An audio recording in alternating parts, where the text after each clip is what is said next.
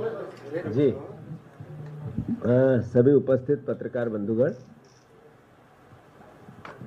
Akhil Bharatiya Congress committee तरफ से आप सबका स्वागत है।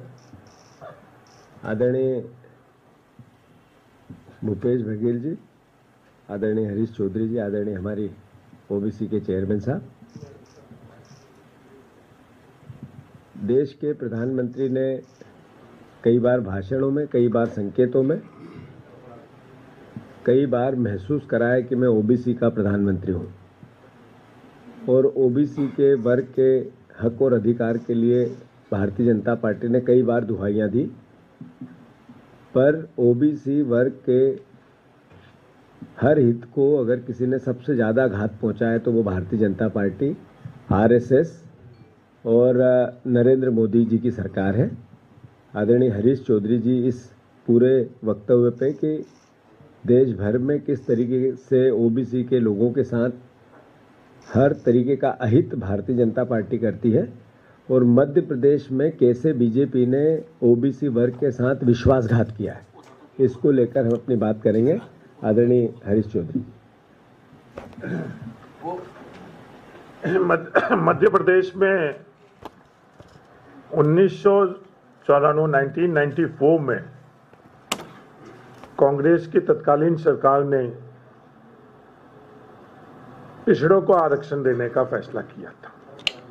14% पिछड़ों को, ओबीसी को आरक्षण का फैसला किया। कांग्रेस की सरकार ने ही 2003 में 14% से वो 27% आरक्षण का फैसला कर दिया था। वो फैसला स्टे हो गया। चुनाव के संदर्भ में, उस फैसले के संदर्भ में स्टे था कि ये चुनाव है और चुनाव के बाद में इसको लागू किया जाए। चुनाव में भारतीय जनता पार्टी की सरकार बन गई और उस दिन से लेकर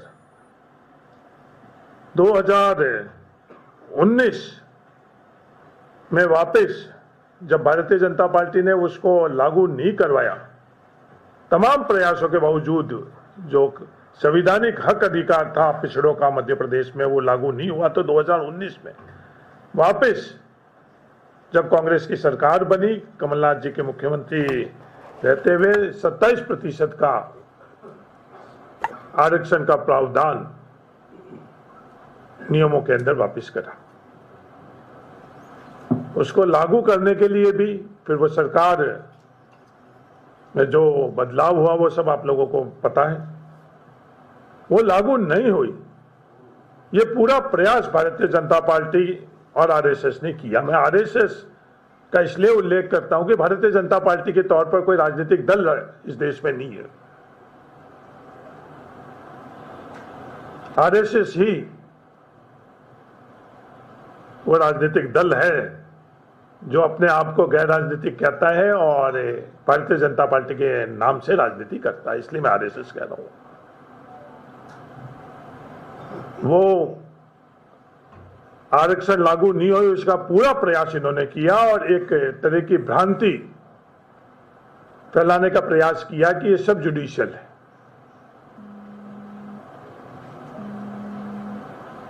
सुप्रीम कोर्ट ने 28 जनवरी 2025 के अंदर फैसला किया और जो जनहित याचिका लगी हुई थी उसको खारिज किया। 27% आरक्षण के संदर्भ में उसके खिलाफ जनहित याचिका लगा रखी थी। उसके बावजूद भी मध्य प्रदेश की सरकार ने 27% आरक्षण ओबीसी का लागू नहीं किया। 25 जून को वापस सुप्रीम कोर्ट ने फैसला दिया कि 27% आरक्षण पर कोई स्थगन नहीं है, वो इसे लागू क्यों नहीं किया जा रहा है।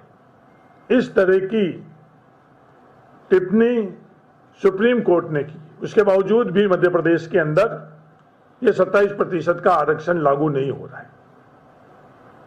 आरक्षण लागू नहीं होने के कारण मध्य प्रदेश के पिछड़ों को जो संवैधानिक हक और अधिकार है उससे वंचित रखा जा रहा है।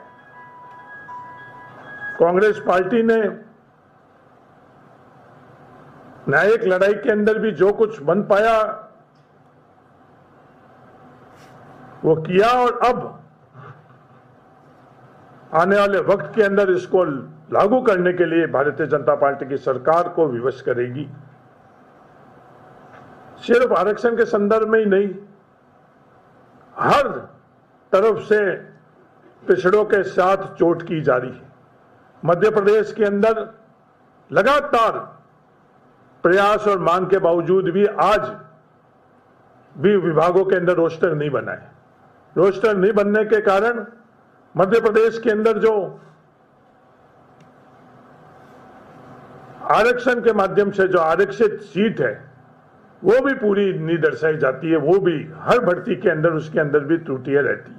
इस तरह से कई और दिशाओं से ये प्रयास किया जा रहा है मध्य प्रदेश के अंदर पिछड़ों को कैसे दबाया जाए, पिछड़ों के हक और अधिकार को कैसे कुचला जाए। मैं आदरणीय जीतू पटवारी जी से निवेदन करता हूं कि वो मध्य प्रदेश के पिछड़ों के संदर्भ में, विशेषकर आरक्षण के संदर्भ में जो हालात बना चुके हैं भारतीय जनता पार्टी, उसको आज आपके माध्यम से पूरे देश को बताए। आदरणीय साथियों, हरीश जी ने जो मोटे मोटे बात बताई है कि किस तरीके से 2025-26 तक भारतीय जनता पार्टी ने पिछड़ों के हक और अधिकार की अनदेखी की और श्रेय लेने की कोशिश की। 50% से ज़्यादा आबादी ओबीसी की है मध्य प्रदेश में। दिग्विजय सिंह जी ने 94 में 14% पहली बार आरक्षण दिया, फिर 2003 में उन्होंने 27% आरक्षण की पहल की। उमा भारती की सरकार 2004 में बनी। जब से लगातार बीजेपी की सरकार, मोटे तौर पे 1.5 साल छोड़ दे तो है, कोई बीजेपी ने इसके लिए प्रयास नहीं किया। जो 1.5 साल 2019 में 18 में कांग्रेस की सरकार आई, कमलनाथ जी की सरकार आई, उन्होंने आरक्षण के लिए अध्यादेश लेके आ गए। 27% आरक्षण ओबीसी को मिलना चाहिए। उसके अगेंस्ट बीजेपी का जो स्लीपर सेल है कोर्ट गया। कोर्ट ने निर्देश दिए कि कानून बनना चाहिए। उसके साथ ही हमने कानून बनाया, कानून विधानसभा से पास करवाया। ये श्रेय अगर किसी एक पार्टी को मिलता है तो कांग्रेस पार्टी को, और एक मुख्यमंत्री को मिलता है तो कांग्रेस के कमलनाथ जी को मिलता है। 2019 से लेके कोविड आया, फिर हमारी सरकार चली गई। उसके बाद लगातार शिवराज जी ने ओबीसी के हक और अधिकार के भाषण दिए, बातें की, अलग अलग तरीके से लोगों को, ओबीसी के साथियों को भ्रम फैलाने की कोई प्रयास में कमी नहीं की। जब 8 मार्च 2019 के बाद 9 मार्च 2019 को आनंदीबेन ने इसको पास कराया, सिग्नेचर किया। 2019 जुलाई 2019 में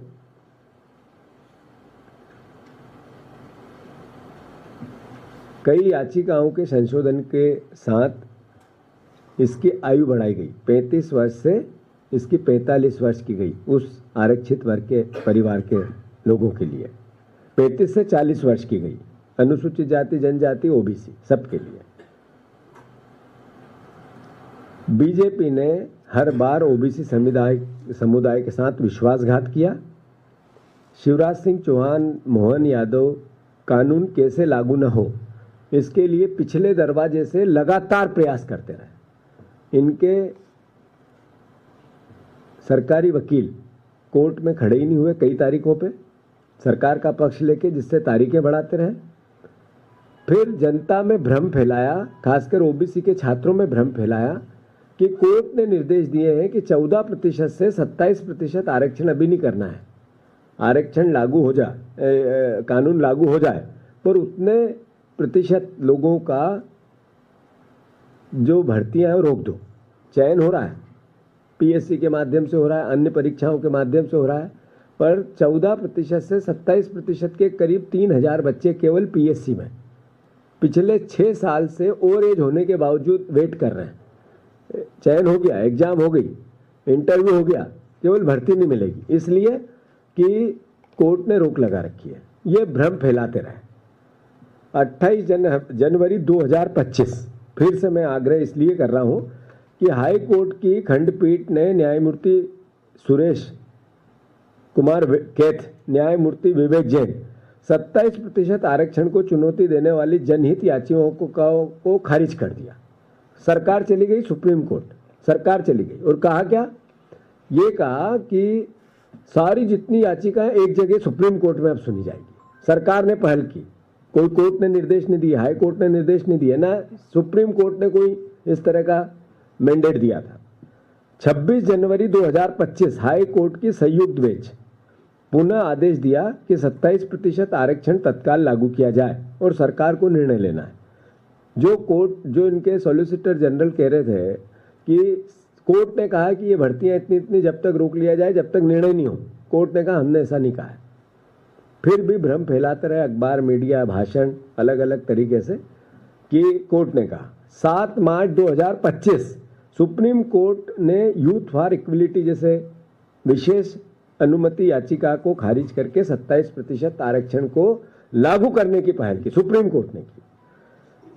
25 जून 4 दिन पहले सुप्रीम कोर्ट ने अब सरकार को कहा कि जब कानून बन गया, 6 साल हो गए, लागू क्यों नहीं कर रहे हो। और अभी 3 या 4 जुलाई को उनको फिर कहा कि इसको लागू करने की पूरी प्रक्रिया लेके यहाँ पे आए। इस पूरी प्रक्रिया को मैंने आप लोगों के सामने इसलिए बताया कि बीजेपी मूल रूप से ओबीसी विरोधी है, मूल रूप से आरक्षण विरोधी है, मूल रूप से संविधान विरोधी है। इसको पसंद ही नहीं है कि समाज, राजनीतिक, आर्थिक और सामाजिक समानता इस देश में कायम है। उस विचार को जीने वाले लोग पीछे के दरवाजे से वोट भी लेते हैं ओबीसी के नाम के, प्रधानमंत्री भाषण भी देते हैं और पीछे के दरवाजे से इस तरीके से इनके साथ विश्वासघात भी करते हैं। मैं स्पष्ट रूप से बीजेपी की इस बेशर्मी की निंदा करता हूं, इस सरकार की निंदा करता हूं। मोहन यादव और शिवराज सिंह जी ने जो भ्रम फैलाया, जो धोखा दिया हमारे ओबीसी के छात्रों का, उनका भुगतान उनको अगले आने वाले समय में करना पड़ेगा, छूटेंगे नहीं। और मैं मानता हूं कि जितने ओबीसी के छात्र, लगभग 3000, जिनको रोक रखा है इस बात को लेके कि 13% से 27% कानून लागू नहीं होगा तब तक, सुप्रीम कोर्ट से निर्णय नहीं आएगा तब तक रुकेंगे, उन लोगों को और हो गए 6-6 साल से उनकी नौकरियां कई लोगों की लग चुकी है पर वो ज्वाइन नहीं कर पाए। तो ये हमारे बच्चों के साथ विश्वासघात है। उनको उस दिन से, आप जिस दिन से उनकी सर्विस लगी, सरकार तनख्वाह देना चालू करे। आपने घर बिठाया, वो नहीं बैठे हैं, उनने तो अपना काम किया था। तो ये मोहन सरकार, बीजेपी की सरकार उनको भी भुगतान करे और उनको जल्दी से काम पे लगाए, नौकरी पे नियुक्तियां दे। कांग्रेस पार्टी, जैसा मैंने कहा कि बीजेपी लगातार विश्वासघात तो कर ही रही है। जैसा हरीश चौधरी जी ने कहा कि हम इसके खिलाफ जन जागरण करेंगे, आंदोलन करेंगे। एक भी पीएससी की एग्जाम हो या सरकार के अन्य कोई एग्जाम मध्य प्रदेश की बिना विवाद से नहीं जाती, बिना करप्शन से नहीं जाती, बिना धांधलियों से नहीं जाती। व्यापम जानते होंगे आप लोग, 50-50 लोगों की हत्या हो गई, एक भी दोषी नहीं है। एक भी पीएससी की एग्जाम, 18-19 एग्जाम्स होती है, 5 लाख 6 लाख बच्चे उसमें वहाँ पार्टिसिपेट करते हैं। इतने में कई लोग हर साल 1.5 लाख 1 लाख ओवरेज हो जाते हैं क्योंकि सही समय पे एग्जाम नहीं होती, रिजल्ट नहीं निकलते, एग्जाम में धांधलियों बगैर एग्जाम नहीं होती, जांचें होती रहती है, छात्र परेशान हो गया।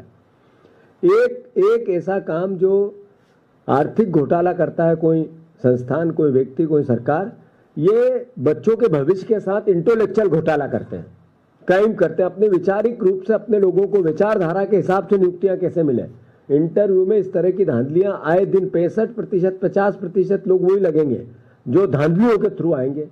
ये भारतीय जनता पार्टी के चरित्र का हिस्सा बन गई। तो मैं फिर से, हमारी मांग है कि तत्काल कार्रवाई करके 27% आरक्षण लागू हो।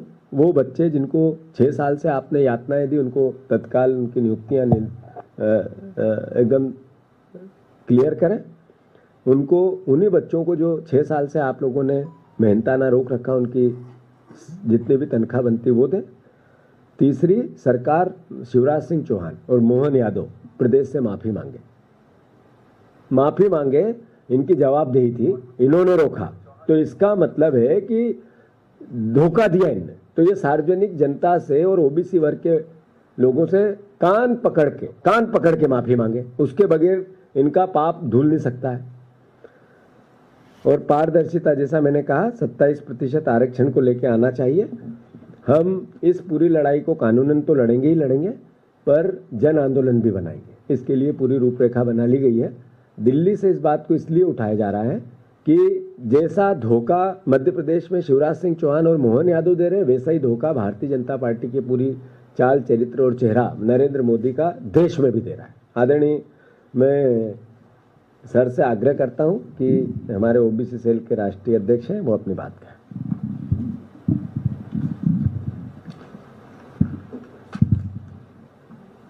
धन्यवाद जीतू भाई। भाई हरीश जी ने, जीतू जी ने मध्य प्रदेश के बारे में बताया। मैं एआईसीसी के ओबीसी चेयरमैन होने के नाते जो बीजेपी और संघ का लगातार पिछले 100 साल से रवैया चल रहा है, मैं थोड़ी सी उस पर संक्षिप्त में अपनी बात रखूंगा। संघ और कांग्रेस में मूलतः एक फर्क है, और वो फर्क ये है कि कहीं ना कहीं संघ जन्म के आधार पे ऊंच नीच में विश्वास करता है, इनइक्वलिटी में विश्वास करता है, असमानता में विश्वास करता है, विषमता में विश्वास करता है। और कांग्रेस शुरू से, जब से अस्तित्व में आई है, वो समता में विश्वास करती है। इसलिए जब इस देश में संविधान बनाने की बात आई तो महात्मा गांधी ने नेहरू जी से कहा कि संविधान बनाने की जो जिम्मेवारी है वो बाबा साहब भीमराव अम्बेडकर जी को देनी चाहिए, क्योंकि वो एक दर्द से गुजरे हैं और वो मानवता के प्रति समर्पित है। तो उस समय आपको मालूम है कि बाबा साहब भीमराव अम्बेडकर जी तो अपनी अलग पार्टी चलाया करते थे, और आज के समय में ये अनथिंकेबल है कि एक पार्टी की सरकार संविधान बनाने का क्रेडिट इतना बड़ा वो दूसरे पार्टी के किसी, चाहे वो कितना भी महान क्यों ना हो, उसको दे।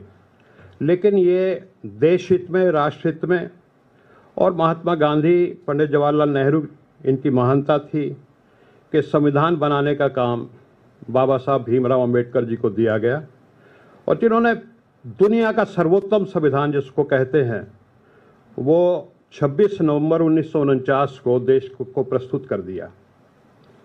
3 या 4 दिन के बाद 30 नवंबर 1949 को संघ का एक मुखपत्र आप सब जानते हैं जिसका नाम है ऑर्गेनाइजर, उसमें जो उस समय के गुरुजी थे उन्होंने एक एडिटोरियल लिखा और बाबा साहब के संविधान की धज्जियां उड़ाने की कोशिश की। उन्होंने कहा कि इसमें भारतीयता नाम की कोई चीज़ नहीं है, और ये संविधान जो है ये मनुस्मृति पे आधारित नहीं है, और हम इसको नहीं स्वीकार करते। और उसके बाद आपको मालूम है कि बाबा साहब भीमराव अम्बेडकर जी के पुतले भी जलाए गए, और पता नहीं क्या क्या उनको एब्यूजेस यूज़ की गई।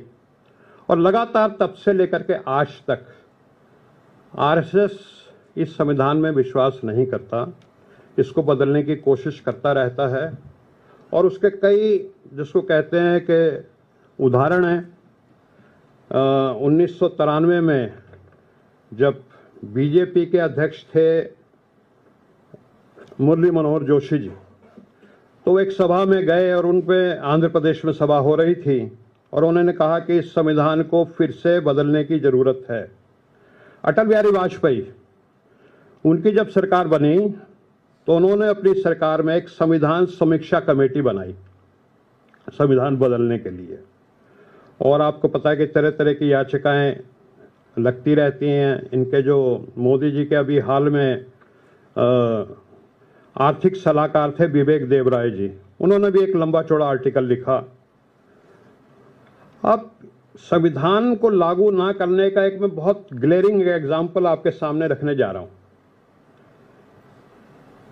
2006 में मनमोहन सिंह जी की सरकार थी, और हमारे आदरणीय अर्जुन सिंह जी उस समय मानव संसाधन मंत्री थे, और तब एक कानून बनाया 93वां संशोधन करके हमारे संविधान में कि जो इस देश के जो दलित हैं, पिछड़े हैं, आदिवासी हैं, उनको शिक्षा में आरक्षण दिया जाए। और ये कानून बना कि सरकारी और निजी संस्थान दोनों के लिए। तो निजी संस्थान के कुछ लोग जो थे वो तो कोर्ट कचहरी में चले गए, जिनको इससे कहीं आर्थिक नुकसान दिख रहा था। लेकिन जो सरकारी जैसे दिल्ली यूनिवर्सिटी हैं, आईआईटी है, आईआईएम है, वहाँ पे ये आरक्षण तुरंत लागू हो गया और कोर्ट के फैसलों में देरी लगती है। अल्टीमेटली 29 जनवरी 2014 को सुप्रीम कोर्ट ने फैसला कर दिया कि आर्टिकल 15(5) जो निजी संस्थानों में आरक्षण का आपको सुविधा देता है SC ST OBC को, वो बिल्कुल संविधान सम्मत है, उसको जायज़ ठहराया गया। अब आप जानते हैं कि 29 जनवरी 2014 के बाद आचार संहिता लागू हो जाती है और देश में चुनाव का माहौल बन जाता है और 2-3 महीने बाद बीजेपी संग मोदी जी की सरकार आ जाती है और इस बात को 11 साल हो चुके हैं। 11 साल से जो इस देश के जो दलित हैं, पिछड़े हैं, आदिवासी हैं, जो उनको आरक्षण मिलना चाहिए था निजी संस्थानों में, और निजी संस्थान आजकल बहुत महत्वपूर्ण है क्योंकि शिक्षा का निजीकरण हो चुका है, वो आज तक 11 साल से दलितों, पिछड़ों, आदिवासियों के अधिकारों पे ये सरकार कुंडली मार के बैठी हुई है, वो आज तक नहीं मिला। तो इस सरकार से समता का उम्मीद करना और कि सब मानव को, ये सब नागरिकों को बराबर मान के चलेंगे, ये उम्मीद करना बिल्कुल बेकार है।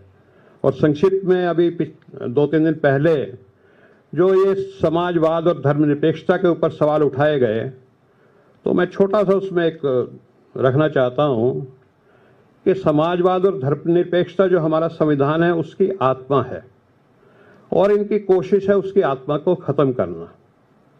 और शहीद आजम भगत सिंह, चंद्रशेखर आज़ाद, अशफाक उल्लाह खान, पंडित राम प्रसाद बिस्मिल, उन्होंने एक संगठन बनाया था जिसका नाम था रिपब्लिकन सोशलिस्ट एसोसिएशन। तो उन्होंने सोशलिस्ट अपना नाम क्यों रखा उसमें? क्या वो देश हित में नहीं था? नेताजी सुभाष चंद्र बोस, जो उनका विजन था देश के लिए, उसमें वो नेशनल सोशलिज्म की बात करते थे। राम मनोहर लोहिया, जिनके कंधों में बैठ करके बीजेपी यहाँ तक पहुंची, जिनके साथ अलायंस कर करके और जिनकी पार्टियों के साथ यहाँ तक पहुंची, वो सोशलिस्ट पार्टी थी उनकी। और मैं आखिरी बात ये कहना चाहता हूँ कि होसबोले साहब और पता नहीं कौन कौन बोल रहे हैं, वो सब, उनको अपने पहले घर में झांकना चाहिए। ये वेबसाइट है बीजेपी की, bjp.org, और इसमें उनका एक चैप्टर है, उसका नाम है आवर फिलोसफी, हमारी विचारधारा, ये जो भी कह लीजिए। और उसमें उन्होंने 5 निष्ठाओं का जिक्र किया है, बहुत अच्छा शब्द है, पंचनिष्ठा। और वो लिखते हैं, in its first convention BJP declared panchnishthas और 5 guiding principles that would guide its political path. और उसमें जो तीसरी निष्ठा उन्होंने लिखी है वो है commitment to Gandhian socialism, bracket में लिखते हैं Gandhian approach to socio economic issues leading to establishment of a samras samaj free from exploitation. तो इनकी खुद की वेबसाइट पे सोशलिज्म है, लेकिन वो कहते हैं कि संविधान से सोशलिज्म नहीं होना चाहिए। तो इस विषय पे कभी आगे चल के और लंबी बात करेंगे, लेकिन मैं सिर्फ इतना कहता हूँ कि संविधान की लगातार हत्या की जा रही है, जिसको कहते हैं सलामी कट या Chinese method of killing by 1000 cut. जैसे आपने देखा चुनाव आयोग में चीफ जस्टिस की बजाय अपने ही कैबिनेट का एक मंत्री होगा सदस्य जो उसको डिसाइड करेगा। तो इस तरह की चीज़ों से लगातार इनसे ये उम्मीद करना कि संविधान की रक्षा करेंगे, उसका पालन करेंगे, वो बेकार है। लेकिन इस देश का दलित, पिछड़ा, गरीब, सवर्ण और आदिवासी, वो इस संविधान पे आंच आने नहीं देगा। और कांग्रेस पार्टी इस संविधान को ये बिगाड़ने की कोशिश कर रहे हैं, उसको बिगड़ने नहीं देगी। इतना ही कहना है मुझे। धन्यवाद। जय संविधान। आदरणीय भूपेश बघेल जी से आग्रह है वो अपनी बात कहें। इंदिरा भवन में पत्रकार वार्ता में उपस्थित आदरणीय मध्य प्रदेश के प्रभारी हरीश चौधरी जी, जीतू पटवारी जी और अनिल जैन जी, आज मध्य प्रदेश में जो आरक्षण के फैसले हुए हैं सुप्रीम कोर्ट में, उस पर आप सबसे चर्चा करने के लिए हम लोग उपस्थित हैं। भारतीय जनता पार्टी की चाल चरित्र चेहरा अब उजागर हो गया है। एक बार फिर से साबित हो गया है कि ओबीसी का चेहरा सामने रखकर लोगों के, खासकर ओबीसी के हितों पे ठगी करते हैं। 25 जून को फैसला आ गया कि इसमें कोई रोक नहीं है। 25 जून से आज 3 दिन हो गया, लेकिन भारतीय जनता पार्टी की सरकार के कान में जू तक नहीं रेंगी है।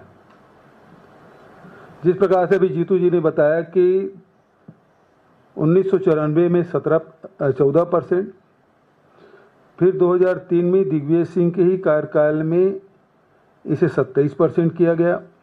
लेकिन दुर्भाग्यजनक बात यह है कि ओबीसी के मुख्यमंत्री रही उमा भारती, ओबीसी के मुख्यमंत्री रहे चौहान साहब और ओबीसी के अभी मुख्यमंत्री हैं मोहन यादव जी। लेकिन ये जो आरक्षण है उसको लागू इन्होंने नहीं किया। और जिस बहुत विस्तार से भाई जीतू पटवारी जी ने आप सबको बताया है, मैं उस विस्तार में नहीं जाऊंगा। लेकिन अभी स्पष्ट है कि सुप्रीम कोर्ट ने यह आदेश कर दिया है कि इसमें कोई बंदिश नहीं है, इसे सरकार लागू करे। जब विधानसभा में पारित हो गया, कोर्ट का आदेश हो गया, राज्यपाल के हस्ताक्षर हो गए, तो इम्प्लीमेंट करने में इसको कोताही नहीं करनी चाहिए। मैं इसी प्रकार से एक उदाहरण छत्तीसगढ़ का भी दूंगा, जिसमें 2022 में 2 दिसंबर 2022 को छत्तीसगढ़ की विधानसभा ने सर्वसम्मति से पिछड़े वर्ग को 27% आरक्षण देने का फैसला किया। इसके पहले 2 या 3 नवंबर को जब राज्य स्थापना दिवस के समय मुख्य अतिथि के रूप में राज्यपाल महोदया अनुसुईया उइके जी आई थी, तो उन्होंने सार्वजनिक रूप से कहा और मुझे व्यक्तिगत रूप से भी कहा कि आप बिल पारित करिए, मैं एक दिन भी इस बिल को नहीं रोकूंगी। आपको बताते हुए बताना चाहूँगा कि 2 दिसंबर को 7 बजे विधानसभा में पारित हुआ और तमाम जो प्रक्रिया है उसको पूरा करते हुए मंत्रिमंडल के वरिष्ठ सदस्य राजभवन रात को 9 बजे गए कि उन्होंने कहा तत्काल हस्ताक्षर करूंगी। लेकिन उन्होंने कहा कि मैं अध्ययन कर रही हूँ, अध्ययन करूंगी। कहाँ उन्होंने कहा तत्काल हस्ताक्षर करने के बाद और कहाँ अध्ययन करने के बाद। अब ये 2 दिसंबर 2022 और आज हो गया 2025, वो अध्ययन ही हो रहा है। जबकि विधानसभा पारित है, राज्यपाल अपने अधिकारों के किस प्रकार से दुरुपयोग करते हैं, इसमें मामले में सुप्रीम कोर्ट ने कई बार फटकार भी लगाई भारत सरकार को कि राज्यपाल को ये अधिकार नहीं दिया जाता।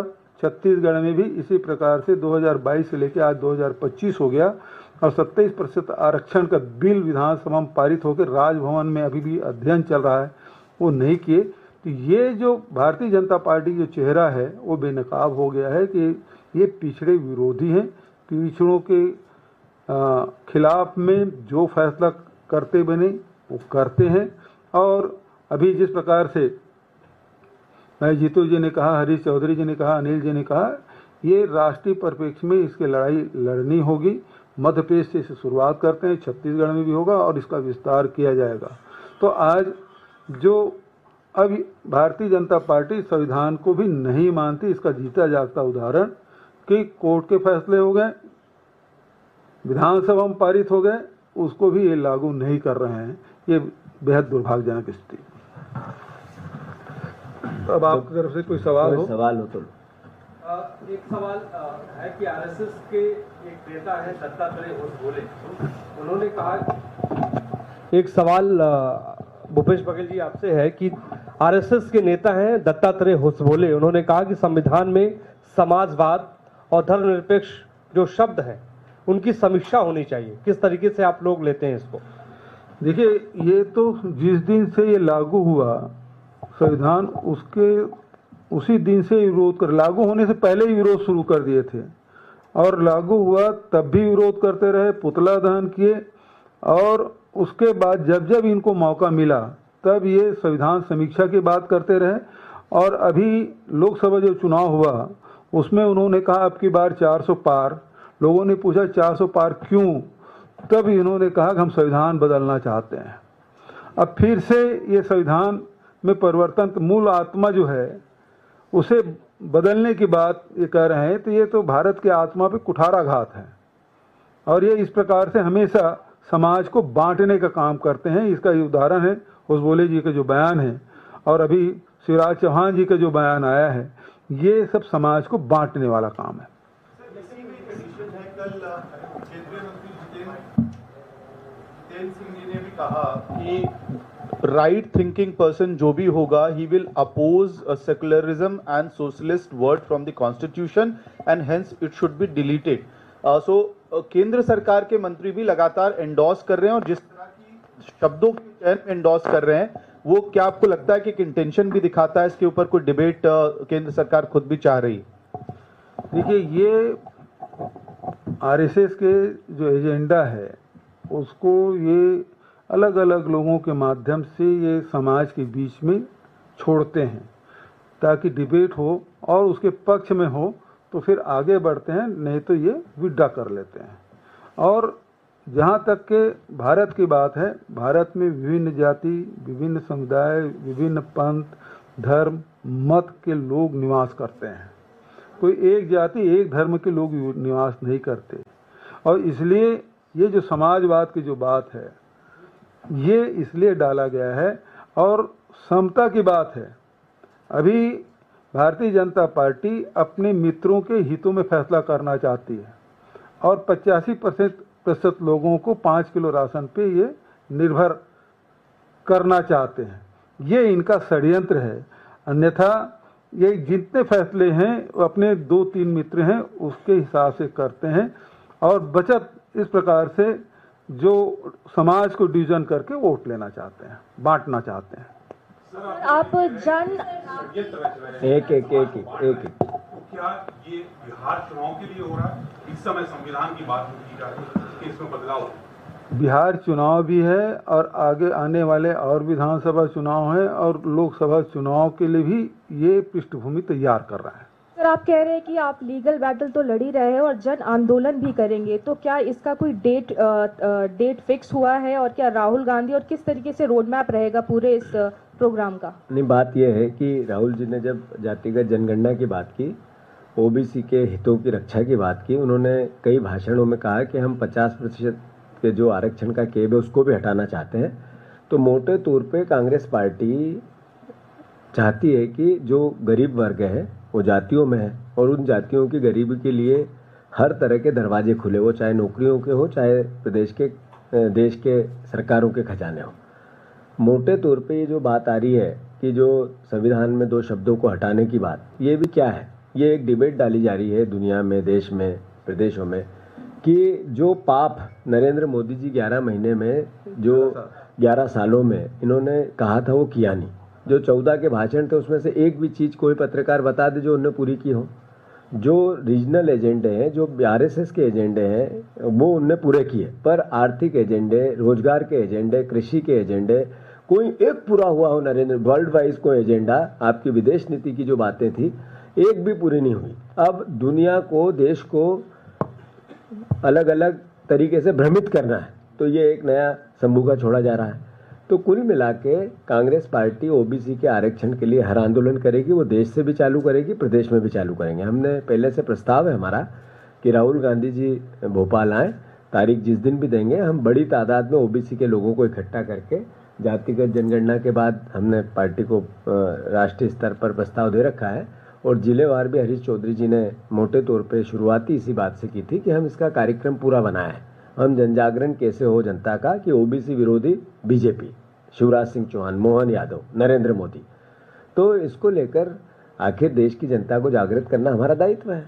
जीतू सर, आपका भी स्टेटमेंट चाहेंगे। जिस तरीके शिवराज सिंह चौहान ने आरएसएस की स्टेटमेंट को बैक करते हुए कहा है कि ये हमारे संविधान के मूल भाव में नहीं था और आपातकाल में अगर इस तरीके के शब्दों को जोड़ा गया है तो क्या उसको हटाया जाना चाहिए, इस पर विचार करना जरूरी है। इस पर आप क्या कहना चाहेंगे? अभी आदरणीय भूपेश बघेल जी ने सारी बात स्पष्ट कही है, मेरे ख्याल इस पे और बोलने की जरूरत नहीं। पर शिवराज सिंह जी को ये बताना पड़ेगा कि आपने 1 लाख बार बोल दिया कि मैं किसानों की आय दुगनी करूंगा मध्य प्रदेश में, वहाँ तो 80% लोग कर्जदार हैं किसान, और यहाँ देश में आए हैं जब से यहाँ भाषण दे रहे हैं। तो जो किसानों को एमएसपी की बात नरेंद्र मोदी जी कर रहे थे, भारतीय जनता पार्टी कर रही थी, डबल इनकम की बात कर रही थी, लाभ का धंधा बनाने की बात, वो तो कृषि मंत्री होने के नाते वो कर नहीं रहे हैं। वहाँ तो वो भुट्टा खरीद रहे हैं और अब ये नई बात करने की कोशिश कर रहे हैं। तो ये मैं समझता हूँ कि देश के प्रति उनका एक तरह से वो धोखा दे रहे हैं। बघेल जी, मेरा सवाल आपसे है। बघेल जी, ये जो बयान आया है हसबोली जी का, ऐसे वक्त आया है जब चुनावी टाइमिंग है, बिहार की बात हो, बिहार की चुनावी टाइमिंग है, और ऐसे में संविधान को लेकर सही है जो बहस छेड़ी है उन्होंने, उनके बयान का जो मूल है वो सबसे बड़ा बयान जो उसमें उन्होंने डाला है, उन्होंने कहा है कि जो यहाँ पर जो प्रस्ताव थे संविधान में समाजवादी और धर्मनिरपेक्ष शब्दों को 1975 के आपातकाल के दौरान 42वें संविधान संशोधन द्वारा प्रस्ताव में जोड़ा गया। ये उन्होंने कहा है कि इन शब्दों को प्रस्तावना से हटाया जाए, और क्योंकि ये मूल संविधान का हिस्सा नहीं थे जिसे बाबा अम्बेडकर ने बनाया, यानी बाबा अम्बेडकर का जो मूल संविधान है उसमें ये शब्द नहीं थे जिनको बाद में जोड़ा गया। भारतीय जनता पार्टी अभी जितना कवायद कर रही है वो अभी बिहार चुनाव को देख के कर रही है। आपको याद होगा कि बिहार चुनाव के एक बार ठीक पहले मोहन भागवत जी ने बयान दिया था आरक्षण के संदर्भ में, और उसका रिएक्शन ये हुआ कि बिहार में भारतीय जनता पार्टी, उसके गठबंधन पूरी तरह साफ हो गया था। ये अभी जो बयान है, बिहार की जनता संविधान को मानने वाली और राजनीतिक रूप से बेहद जागरूक जनता है, और इसका मुंहतोड़ जवाब आने वाले चुनाव में देगी। जीतू जी, सर मध्य प्रदेश में आपके ऊपर एफआईआर हो गया है, उस पर क्या कहेंगे? नहीं, वो मेडल है, अच्छा है, धन्यवाद उनको, साधुवाद, एफआईआर और करें, पर जिस इशू को लेके एफआईआर की, उस इशू का तो निराकरण करें। जो मुद्दा उठा था, जहाँ विपक्ष का दायित्व क्या होता है, जहाँ पर शोषण हो रहा है, जहाँ पे परेशानियाँ हैं, जहाँ जनता के हित की लड़ाई लड़नी है, वहाँ खड़ा रहे विपक्ष। सरकार का दायित्व होता है कि हम तो सरकार की मदद कर रहे हैं। मोहन यादव को संज्ञान में ला रहे थे, अगर उनको ऐसा लगता है कि संज्ञान में लाने का अपराध मानते हैं, एफआईआर करेंगे, तो उनको मैं धन्यवाद देता हूँ, उनका नागरिक अभिनंदन करूँगा, और 4 कर दें। चलो, बहुत बहुत धन्यवाद सर। हाँ सर, ये अलग से, ये आरक्षण